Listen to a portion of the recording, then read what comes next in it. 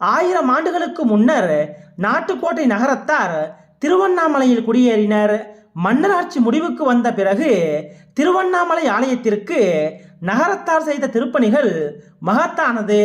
கிபி 1179ஆம் ஆண்டு கட்டப்பட்ட உண்ணாமுலை அம்மன் ஆலயத்தை முழுமையாக அகற்றிவிட்டு புதிய சன்னதியை நாட்டுக்கோட்டை நகரத்தார் தான் கட்டி கொடுத்தனர்.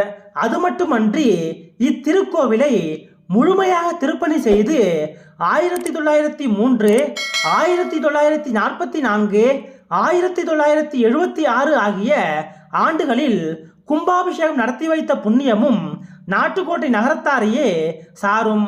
மன்னர்களில் பல்லவ மன்னன் கோப்பெருஞ்சிங்கனும் கிருஷ்ணதேவராயரும் செய்த திருப்பணிகள் அளவிட முடியாதது. இன்று நாம் திருவண்ணாமலை ஆலயத்தை வியப்புடன் வியந்து பார்க்கிறோம் என்றால் அதற்கு இந்த இரு மன்னர்களும் அண்ணாமலையார் மீது கொண்டிருந்த பக்தியே காரணம். எத்தனையோ மன்னர்கள் திருப்பணி செய்துள்ள போதிலும் வல்லாள மகாராஜா மீது அண்ணாமலையாருக்கு தனிப்பட்ட முறையில் பாசம் அதிகம் இருந்தது. அதற்கு காரணம் வல்லாள மகாராஜா வாரிசு எதுவும் இல்லாமல் தவித்ததுதான். திருவண்ணாமலையை ஆட்சி செய்த வல்லாள மகாராஜா மீது கருணை கொண்ட அண்ணாமலையார் அவரை தன் தந்தையாக ஏற்றுக்கொண்டார். அந்த மன்னனின் மகனாக மாறி அற்புதம் செய்தார்.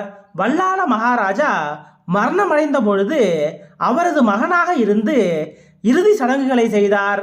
அன்றிலிருந்து இன்று வரை ஆண்டுதோறும் மாசி மாதம் வல்லாள மகாராஜாவிற்கு அண்ணாமலையார் திதி கொடுத்து வருகிறார். ஒரு மகன் தன் தந்தைக்கு செய்ய வேண்டிய கடமைகளை அண்ணாமலையார் செய்து வருகிறார்.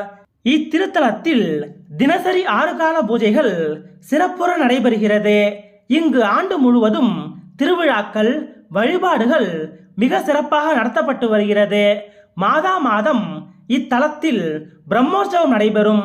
இங்கு ஆடிப்பூரம் அன்று தீமிதி விழா அம்மன் சன்னதி முன்பாக நடக்கிறது. இதுபோல வேறு எந்த சிவத்தலத்திலும் தீமிதி திருவிழா நடப்பதில்லை என்பதும் குறிப்பிடத்தக்கது. கார்த்திகை மாத பிரம்மோற்சவம், கார்த்திகை தீபம், 10 நாள் திருவிழா, மாசி மகா சிவராத்திரி, தை மாத மாட்டுப்பொங்கல், திருவூடல் உற்சவம், சுவாமி ஊஞ்சல் உற்சவம், மாசி மகத்தன்று பள்ளிகொண்டாப்பட்டு என்ற ஊருக்கு சுவாமி சென்று ஆற்றில் தீர்த்தவாரி செய்து வருவார். சிவபெருமானே வல்லாள மகாராஜாவிற்கு மகனாக இருந்து அவர் இறந்தவுடன் ஈமக்கிரியை செய்த வரலாற்றை குறிப்பது இத்திருவிழாவாகும்.